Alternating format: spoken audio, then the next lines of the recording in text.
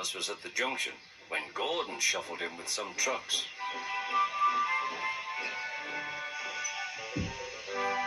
"Phew," remarked Thomas. "What a funny smell." "Can you smell a smell?" "I can't smell a smell," said Annie. "A funny, musty sort of smell," said Thomas. "No one noticed it till you did," grunted Gordon. "It must be yours." "Annie, Clarabelle, do you know what I think it is? It's ditch water." Before Gordon could answer, Thomas puffed away. Annie and Clarabelle could hardly believe their ears. "That was funny, that was funny," he chuckled. He felt very pleased with himself. Annie and Clarabelle were deeply shocked. They had great respect for Gordon, the big engine.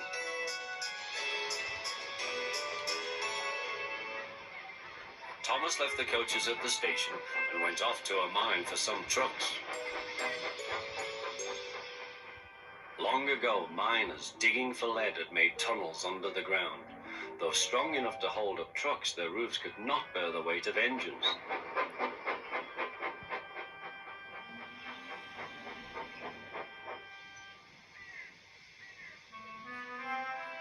Silly old board, he thought. He had often tried to pass it and he had never succeeded. But this morning he had made a plan. He had to push the empty trucks into one siding and pull out full ones from another. "Come on," waved the fireman. The driver leaned out of the cab to see where they were going. "Now," said Thomas to himself. "Hurrah," laughed Thomas, and he followed the trucks into the siding. "Stupid old board," said Thomas. "There's no danger, there's no danger." "Look out," shouted his driver. "Come back." "Fire and smoke," said Thomas. "I'm sunk." And he was. Thomas could just see out of the hole, but he couldn't move. "Oh dear," he said, "I am a silly engine. And a very naughty one, too." "I saw you," said the fat controller. "Please get me out. I won't be naughty again." "I'm not sure," replied the fat controller. "We can't lift you out with the crane. The ground's not firm enough." Let me see. I wonder if Gordon could pull you out." "Yes, sir," said Thomas nervously, but he didn't really want to meet Gordon just yet. "Down a mine, is he? Ho, ho, ho," laughed Gordon. "What a joke," he chortled, puffing to the rescue. "Poof, poof, little Thomas. We'll have you out in a couple of puffs." Strong cables were fastened between the two engines.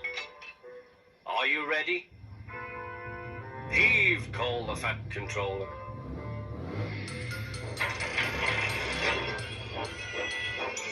It was a lot harder than they all thought.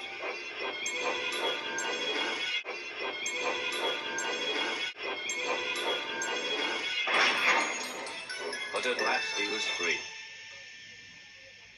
"I'm sorry I was cheeky," said Thomas. "That's all right, Thomas. You made me laugh." "I'm in disgrace," Gordon went on pathetically. "I feel very low." "I'm in disgrace too," said Thomas. "Why, so you are, Thomas. We're both in disgrace. Shall we form an alliance? An ally? What was it?" asked Thomas.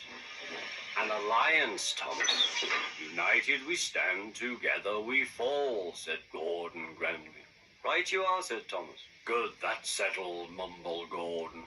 And buffer to buffer, the allies puffed home.